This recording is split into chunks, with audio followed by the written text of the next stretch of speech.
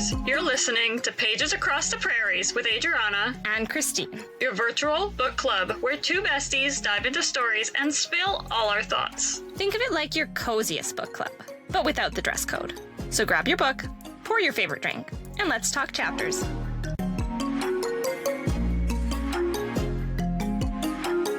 Hi, so we're here today discussing A Witch's Guide to Magical Innkeeping by Sangu Mandanna. This is our spoiler-full episode, so we'll be discussing this book more in depth. If you wanted a spoiler-free episode, that's our last one. We'll link it down below, but otherwise, there'll be spoilers. There sure will be. I'm going to give you a brief little summary in case you did miss our spoiler-free and just want to dive right into knowing all the juicy tidbits about this book. But it is a cozy fantasy sprinkled with romance, and it is set in an inn that is laced with magic. Sarah, a once very powerful witch, is now exiled from the Magical Guild, and she finds herself in a place where she can start to find a way to restore her lost magic. From the help of her eccentric household guests and a surprise guest or two, they form bonds and face the realities of consequences from both the past, present, and future. Running an inn is more than just spells and rituals, and it's about the people who come through those doors. I like that last line. Thank you. I didn't catch that as much last time. It is about the people. That's what this whole book is about, the people who come through the doors. And creating bonds with them. I'm excited to discuss them. Where do we want to start? Well, on that note, we might as well start with favorite characters if you want to. Yes. Or do we want to just be a little bit deeper first and say, how did you enjoy the overall plot? Did you like the storyline? Yeah, let's do that first. All right. The storyline. Yeah, it was good. It was good? I wouldn't give it 10 stars, but it was good. It was easy to follow. It was an easy breezy, heartwarming read. Flew through it. Plot was good. Had its ups and downs. I mean, I feel like when you think about a cozy read, all of these reads have similar settings, and so an inn is just a kind of stereotypical setting. Yeah, it was all very, predictable. It was very predictable. Mm-hmm. The ending was not predictable. I don't know if we want to talk about that now, because it made me quite infuriated. Or we can talk about that later. But yeah, storyline, other than the ending, was great. Yeah, the beginning was kind of interesting in that it was her aunt's just dead, and there was no... I was expecting at some point some kind of explanation for... Yeah, did she just die? And if you're that, I don't know, unhealthy, but if you're just gonna pass out dead for no reason, how do you go on after a rejuvenation spell and go 15 years? Is her aunt a zombie? I don't think the book's that deep, but... No. I was confused about that part. That really confused me too. It's just okay, but why did she die? The problem of what killed her never got resolved. So if it was a heart problem, did the magic just bring her back to full health? Yeah, well, I mean, if you can have a dead chicken living as bones, maybe the aunt's gonna live forever now. That's true. Yeah, the aunt might just live for eternity while she watches all of these people in her house just old and die too.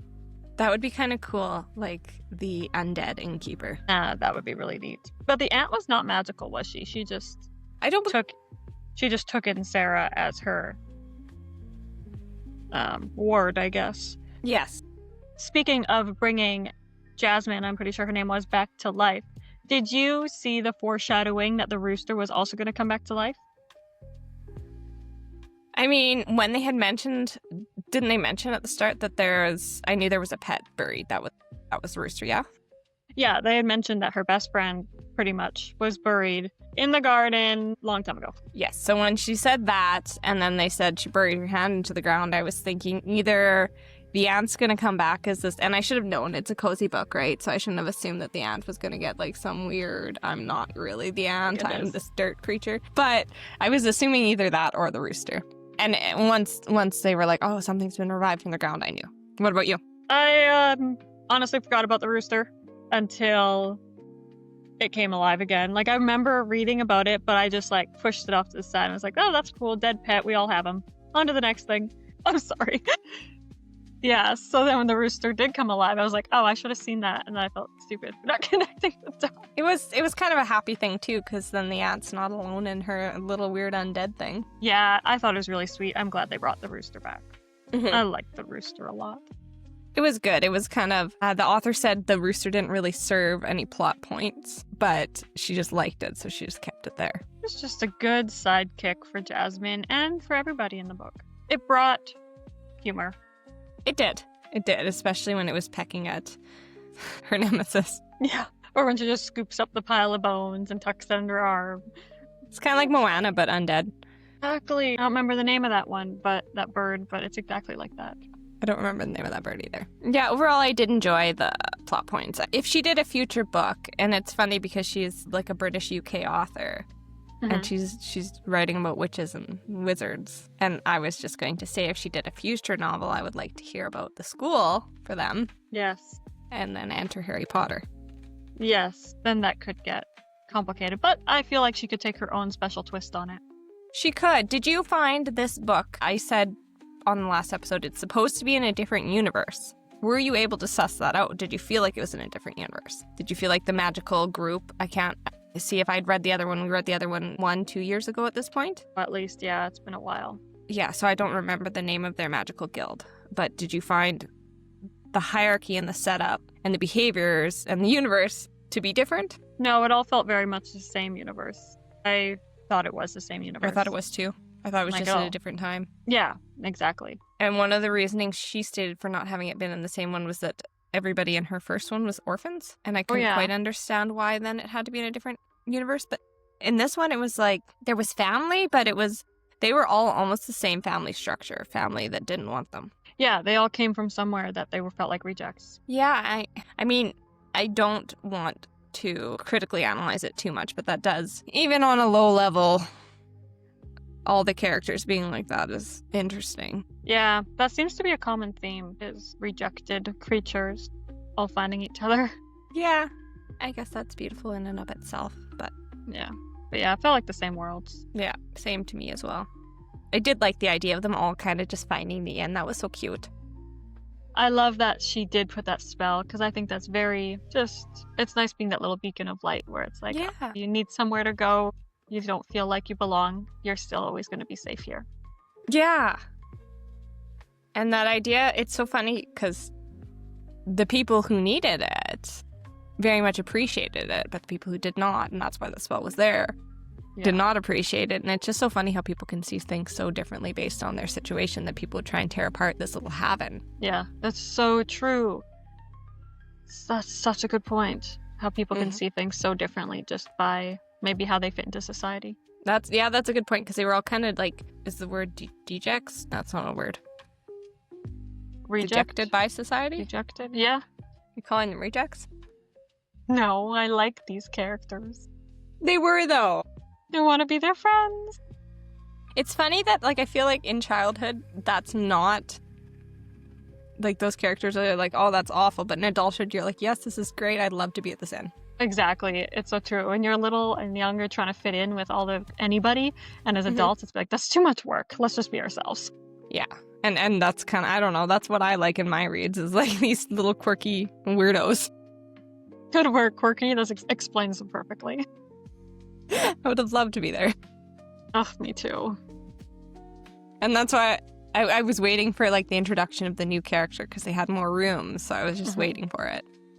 I know. I was like, who's this Who's fascinating creature gonna be? And that's what I liked about, like, the idea of Nicholas and him being a knight. And because it's not a real world, you're trying to figure out, like, oh, okay, are there knights in this world? No, he just dresses like one because he's a quirky. Yeah, exactly. I was like, oh, what kind of power does he have then? No. Yeah, but it's surreal. Like, it's not supposed to be real life. Yeah. Like, we're not looking too harshly at it. Like, this man is actually just walking around like a knight. Like, maybe you need some therapy, perhaps. It was just cute. He might. He's trying to be true to himself, and he's doing it. So, yeah. He can walk around in all his armor, even if it is not historically accurate. No, he wasn't historically accurate, and that was the funny thing. Like, a knight who was so...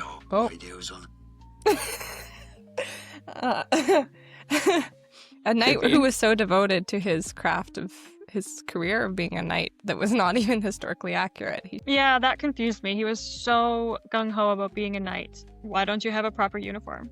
But maybe... Yeah. He didn't think too deeply of it. No, he was more about, I think, being the aspects of a knight, not worried about what he looked like. And there's probably some lesson in that too. Yeah, probably. I think what's the word for it? It's not analogy, whatever. But the personalization of the idea of being heroic and saving somebody who needs saving, because that's what he needed. Yeah. Personification. Yeah, that's it. And the armor, whether it was accurate or not, was his like tools he needed to be that person. Yeah. So, yeah, it was just a cute thing. Yeah. I was sad for him, though, for his ending. I get mad when you get a little bit, when you mention a character enough, and the only thing that they exist to serve is the main character. They don't get their little happy ending. And he did, like, he faced his father or whatever, but... Yeah, I was impressed that they gave him a little more of a storyline of him doing that. Like, I know that played into the book for Sarah, but it was nice that they gave him a chance to resolve that. Yeah, thank you. To resolve it. Yeah, I liked that. I was just hoping at the end he'd meet, like, this little Ren Fair girl or whatever. I was That'd be hoping cute. so, too. Yeah, But and no. I hope so. He's just babysitting. Which Maybe in a sequel. Maybe. I don't know. Would you read a sequel of this book? I think I would, out of just feeling like I should, because I read the first one, and I know there's a lot of books I have not read the sequel to, because I didn't really... The books are too much to think about, but because this book wasn't too much to think about, that I would read it And while just I do my chores. because we're always looking for cozy fall books just to throw it on that playlist. But Exactly.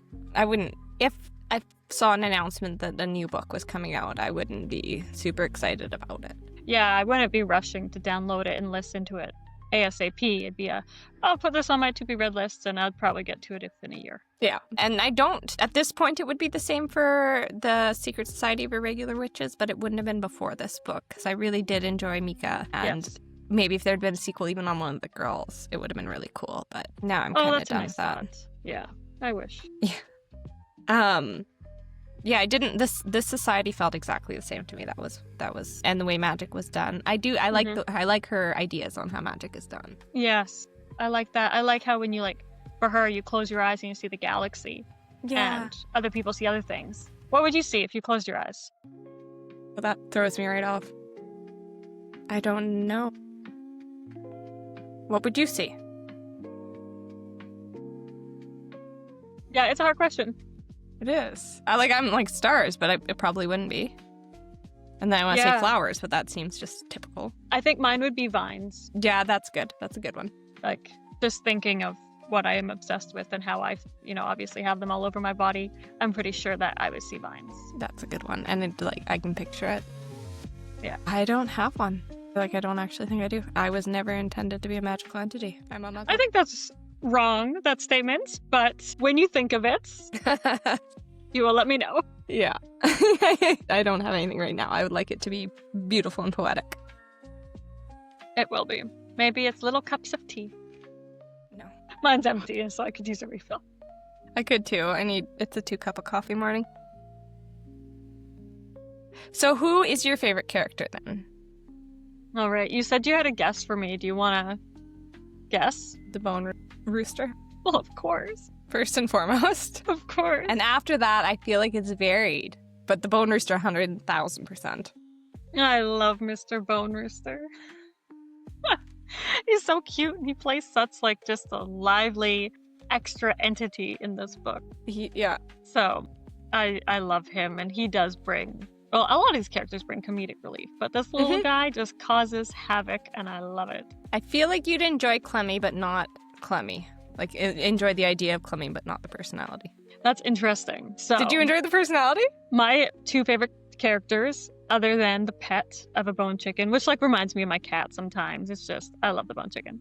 But my favorite characters were, I really liked Sir Nicholas and Clemmy. Yes, I loved Sir Nicholas too. And I really did like Clemmy. She's conniving, a little witchy fox, but she brought so much liveliness to the story.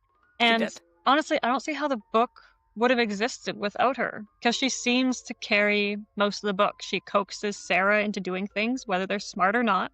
She's like, oh, revive your aunt, and then she loses it all. But she sews up because she wants to, get her power back. So because she wants that, she's like, here, we're going to break in. Mm-hmm. She carries the whole book. And that's true. I really liked her sneakiness, and I love foxes. So I'm just like, you got a chicken that's made of bones and a fox? That's all I need.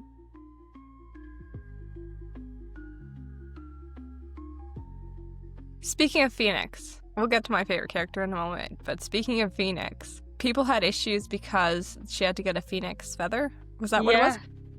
And they spoke about her being a firebird, and people who know mythology state that those are two different things. A firebird And a phoenix. and a phoenix? Yeah.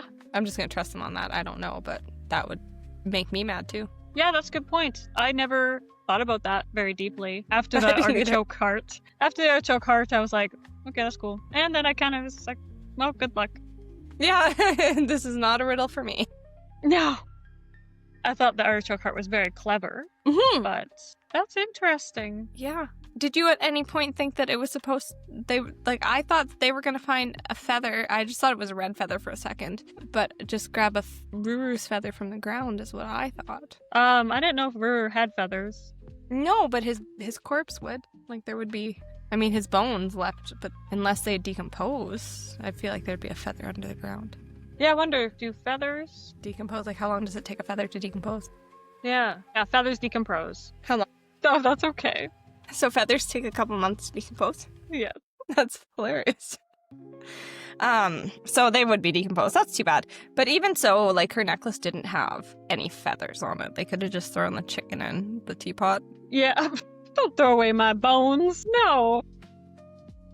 Did you think at any point though that it was supposed to be Ruru? No, he's made of bones. We're not getting rid of my best friend.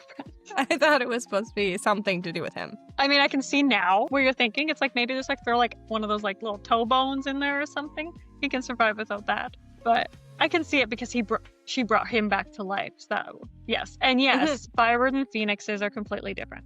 So you are correct. Just pop Yeah, back that would on annoy me topic then. quick. Yeah, I can understand. They're Which is so funny different. though, because I know the term phoenix, or I know of phoenixes, but not firebirds. So I feel like the author's more versed in this than I am. So how do you get the term firebird and not know that they're different? Yeah, like they both have the same kind of like colors of fire, of orange and red and golds, those types of things, and they're both fiery beings, but the firebird lives its life in the fire, and the phoenix is not described as being made of fire, but it is a normal bird that goes a fiery death. That has a fiery death? Yes. I thought a phoenix was Basically- like born from fire. That's what I had thought too, but what I'm reading now is different than what I thought. Yeah, if you know anything about phoenixes, love to hear Yeah, it. because I thought phoenixes meant new beginnings, and that's why I named my cat Phoenix. Yeah, but they come from different mythologies. Airbird is from like Slavic, Russian fairy tales, things like that, and Phoenix is like Greek, Egyptian mythology style. So they're just they're different the things. same but different. Okay. Yeah. Oh yes, it is reborn from its own ashes. So it dies a fiery death and is reborn from the fiery ashes. Okay. Yeah, that's kind of what I thought for Phoenix. Firebird I hadn't really known so much about. Yeah, they just live in the flames. Interesting. Yeah. I'm going to have to learn more about that. Yeah, I'd love to hear other people's thoughts. Did you know? Yeah, exactly. Did you know firebirds and phoenixes are not the same? Little piece of information for you. Perfect. For my favorite character, it was Jasmine. Oh, really? Tell me why. I just really liked her. She was so uncomplicated. It's true. Like there was a It's so point true. when, and I feel like everybody kind of needs that grounding calmness, because Sarah was constantly doing these crazy things that she needed calming for, and Jasmine really was that. She didn't panic at all. Like there was one point where she did panic internally a bit, but she never showed that. No. Like she just got brought back from the dead. She's like, oh, this is fine. Shouldn't have left me out in the sun. And I almost should have saved the quote, because when Sarah knew that something bad was coming and she was outside, Jasmine was like, that's okay, but do you think perhaps if you can deal with that, but put on a jacket, it'll be better if you just have a jacket on too. And I just like that little sense of rationality and that idea of let's control what we can and better ourselves how we can. That is, like, I mean, I don't know if it was intended as that, but that's such a good life lesson. Like, you can't control what's coming no matter what for any of us. You're right. So put on the coat. Yeah, put on your jacket. I thought that was so sweet. Aw, I'm so glad you caught that. I never saw that little tidbit of controlling only what you can. Yeah, I don't know. That's just how I'm seeing it right now. I just thought it was pretty cool because there were these crazy magical things going on. And she's like, just the jacket. That's what we can do right now, and I'm worried about you. Yeah, she's very calm and collective. And I guess her as a non-magical entity, it's the one way she could caretake. That's true. She can't help in any other way. No. And she welcomed everybody, and she had a really good perspective on who everybody was and what they needed. Yes, she has a very good sense of judgment. And I liked her humor. It was funny to me. Good character, because I kept forgetting about Jasmine. I think I would have if it hadn't been for the jacket and the tangerine mention. Yes, that was the one time she's just like, just cool your jets, lady. Not tangerine. Which is funny because she was so like calm about everything else, but tangerine, you'd pushed it too far. Yeah, drew the line. Yeah. Was this book what you were expecting? I think you kind of touched on the fact that we were not expecting it to be its own thing. No, like I was expecting a magical book with magical creatures, but I was expecting the magical creatures to be the book from the first one. Yeah, exactly. I do like how these books, they're witchy, but then they throw in random things like bone chickens. I can't remember what specifically there was in the other one, but I do know there were things that were just random. Yeah, I can't recall at the moment either. Did you have a least favorite character? I should have thought of this one. I mean, obviously the main bad guy. But yeah, he was just annoying. Mm-hmm. Like, most of the people from the guild were annoying. Your least favorite character. Who's yours? Well, yeah, obviously the gray guy. I can't remember his name, but Francesca's dad. He sucked a lot. Really didn't like him or his attitude. All the people from the guild. There was that one guy at the guild who was so resistant. I can't remember his name. Howard was funny. I liked him.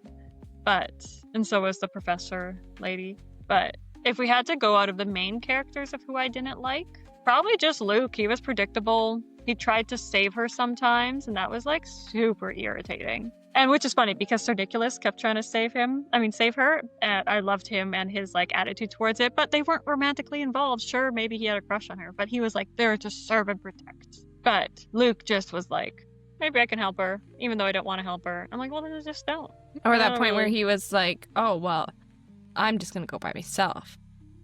Yeah, I don't know. I just don't like that kind of attitude. And it just kind of gave me the ick. Let her do her own thing.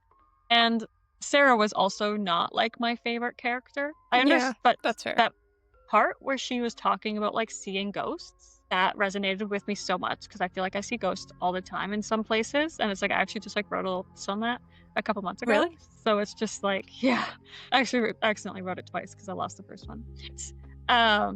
So that part with Sarah, loved. Sarah was a little too woe is me. And she was. Even though she was kind, generous, wanted the best for a lot of people, she's just like, oh, my life. And I'm like, you're 30-some years old. We've all got some problems. But yeah, there's other people that need help. So pick up your pants and you let's actually go. have kind of a cute life. So exactly. You live in a magical inn. It could be better. Not have magic either, so that sucks. Yeah. Not that kind of magic. That's a good point. Luke, so first, back on the topic of the ghost, the author mentioned, that was the idea of just kind of we have all these versions and we wonder how things could have been different or we miss previous versions of ourselves. And I think that's such a very... Because this main character's she's like 32 or something? Yeah. She's 30-something. Yeah. That's a very... I guess you feel that probably throughout your life. Yeah. But I found that resonated with me as well. And she was even saying with the person doing her interview, they talked about how sometimes when you're writing characters, you realize issues within yourself that maybe you need to address at therapy. Yes. Yeah. So I thought that was cool. And just, it was a sad way because there were certain parts of herself that she didn't want to see. Yeah. Which, I mean, that's everybody. Well, that gives me chills though. Because yeah, it's such a relatable insert. Mm-hmm. It really was. Yeah. And it was cute off the start and nice. And it got a little bit more menacing, I guess. It wasn't menacing, but it could have felt menacing if you were having these ghosts encroach on you and these memories that you didn't want to deal with. Exactly. And even seeing the ones that were good are really hard still sometimes to see because it's just like, you can never get that back. Mm-hmm. Yeah, that's true. I don't know. And you Yeah. miss those little pieces of yourself. The ghosts of our former selves. And I think about that sometimes with my kids, how it's like, it's so beautiful to watch them grow, but you lose this little version of them they're never going to be again. And it's a little sad that way too.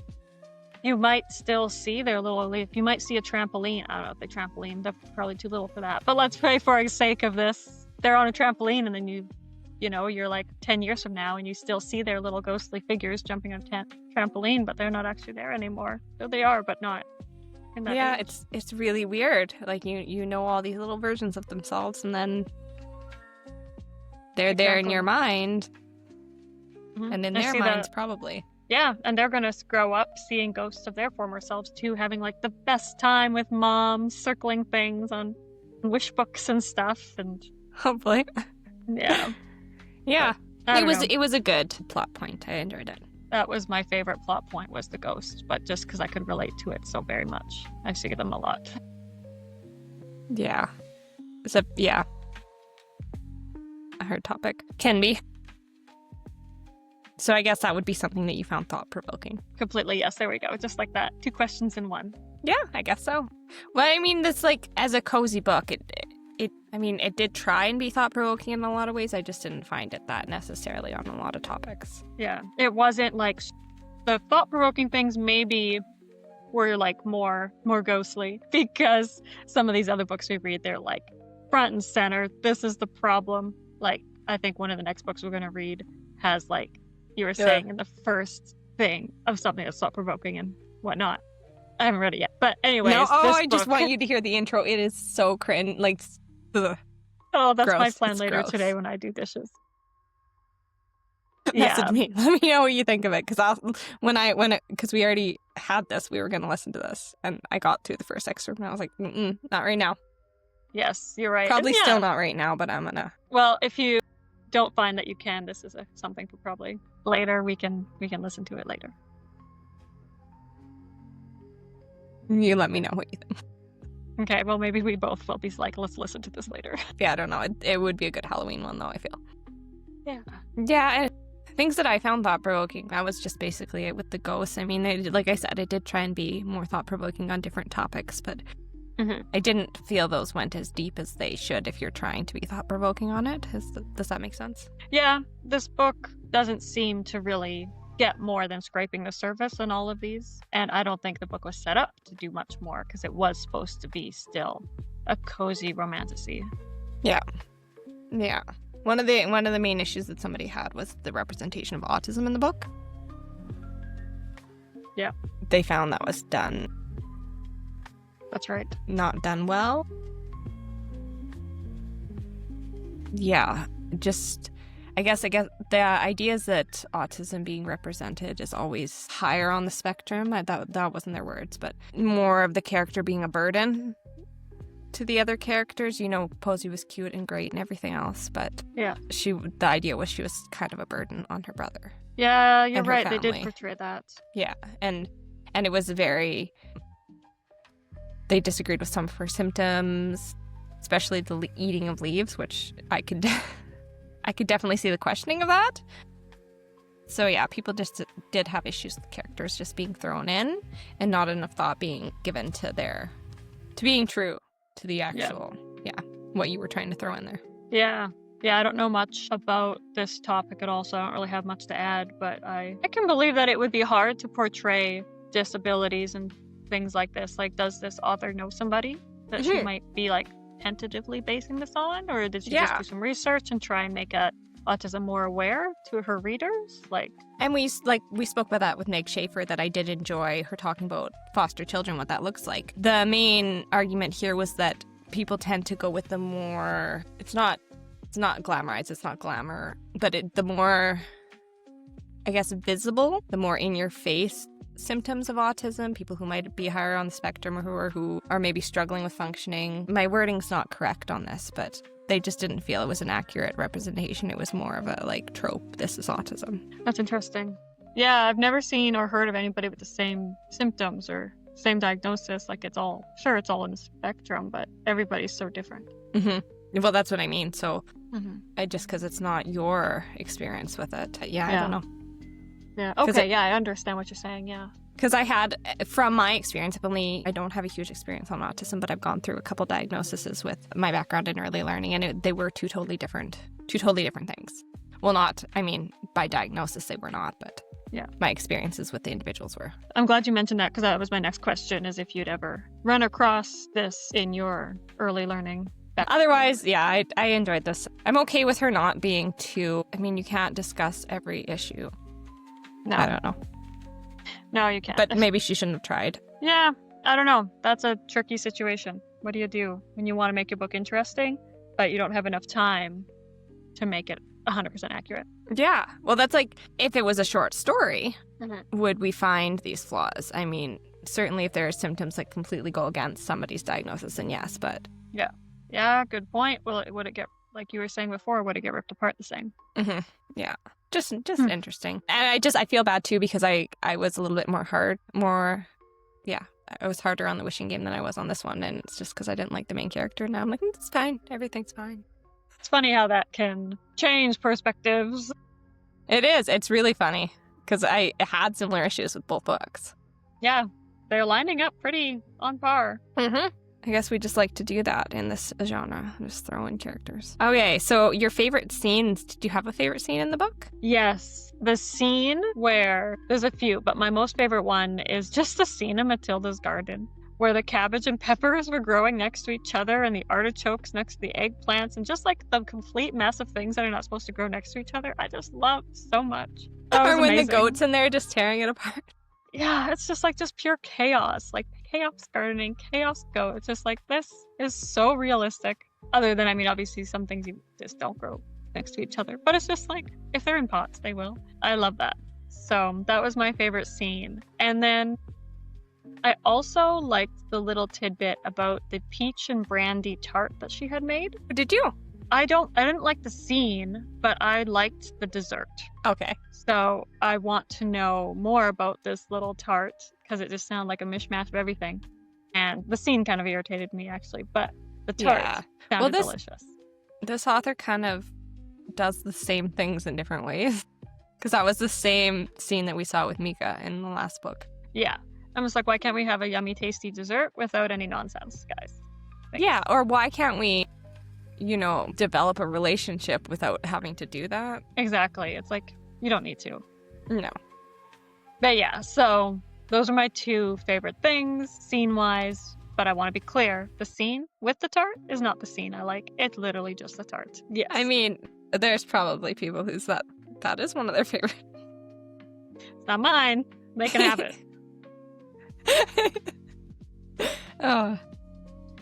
It was kind of weird. I don't like it. That was uncomfortable. I was like, I'm really pleased there. I just don't think. I was irritated with his whole behavior of just pushing her out constantly. Yeah. Sorry, there's a baby down there. Hey, little baby. Come to say hello. I think my favorite scenes were just the cozy scenes, when they talked with them all at nighttime. Yes. And their different spots that they were situated in. And I liked the introduction of the ghosts, one of the first scenes where there was just a little girl giggling under the desk. I thought that was pretty. Yeah. It was really neat to picture. Yes. All those little ghost scenes, even the bad ones, were really cool to picture. Very true. Yeah. Like kicking the wall, pretty neat to picture. It was. Yeah. And just like him, how that whole scene went, it was really cool to picture. Yes. Yeah. Good choices. Is there anything else that we wanted to mention on this book or cover? Well, let's go over if our reviews, stars have changed. Would you like to tell me if you're up or lower?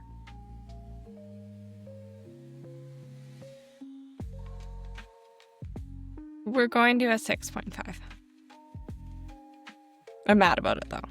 I'm mad. I'm mad about the whole thing. Yeah, this rating scale can put you Feel so in stuck a tough now. spot. I know. It's like, what are you supposed to do? But also, if I finish a book being like, oh, I enjoyed that. Yeah. And then you're going to give it a 5? Really? I don't know. It's like the whole thing sucks. The rating system's like asking what's your pain level, because it varies so much on the book and so many other things. And your mood. Because how your pain level depends on how tired you are, how you're feeling. Yep. Rating scale does too. Next year I'll be like, Or maybe I'll be like, that was perfect. Exactly. How are you going to know? Yeah. Yeah. So how about for you? Subjective. So I still will leave it at where I had it. That was a 5.5. And I'm just going to throw in that it's so low because all that work and she loses her magic again. And that infuriated me. And I know that in real life, people lose things all the time. Skills, talents, blah, blah, blah. People lose stuff.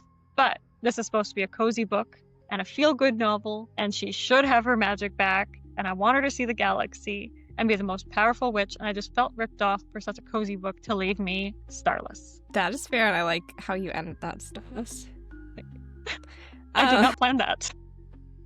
It was well worded. Thank you. Yeah, I honestly, just because of how they were setting it up, I didn't even expect her to get her magic back. You're supposed to end on happy notes. Even like the worst stories end on a happy note. Mm-hmm. I felt like she was going to get part of her magic back because she was always more powerful than him. And I thought she was going to kind of go back to how she was before. Yeah, I could have accepted that. Yeah. Well, just enough, to keep the end going, too. Yes. Like, give her just like a handful of stars. Like 2 constellations. Mm-hmm. Yeah. I was going to be mad, too, if they found another way for her to get her magic back. So I'm kind of glad they didn't do that. Like if there was a sequel, they would. Don't. But yeah, it's almost like the bad guy kind of wins in a way. The bad guy totally won. That makes me mad. Yeah, I wasn't honestly too mad about the ending, but it was a disappointment to her character and everything that she wanted. Like, what's the point of the book now? Sure, Gray doesn't have his magic, but neither does she. No, and I honestly thought she was going to be made the Chancellor. Yeah, that was a weird twist. I forgot about that. That was a weird twist, and one of the issues that people had was that they just kind of followed through with the same issues that they'd been having, where they elected somebody from a popular family. Yeah. Or like what's the word for it? Hierarchical family? Yeah. So, yeah, that was one of the issues. And now here we are with another one. Back in power. And for why? Like, who actually was like Clemmy? What? Nobody. I don't think anybody. It just seems, what were her, what's the word, like when you apply for a job? What were her credentials? Yes, aside from... she's been a fox for like 20 years. And that was the point, because at the start she was knowledgeable, she knew quite a bit, and then towards the end it seemed like she wasn't. So what are Clemmy's credentials? Yeah, like she knows a lot of illegal spells and is a mediocre talented witch apparently, so they told us. How do you go about running a guild now? Yeah, no, I was happy for her ending. Like, that's good for Clemmy, but it just didn't make sense. No, that one was weird. I forgot about that. Do you have the title of our next book available, or do we want to even mention it? I don't know. Do we want to mention it just in case we decide we can't do it? Yeah, well, and we might also move on. Like, there was another book that we might feature too. Yeah, let's just wait, and we'll leave that as a little spooky Halloween treat. Yes, we will see you again in another week with another book, spoiler free, and it is going to be one way or the other a fantastic Halloween read. Yes, stay tuned. We'll see you then.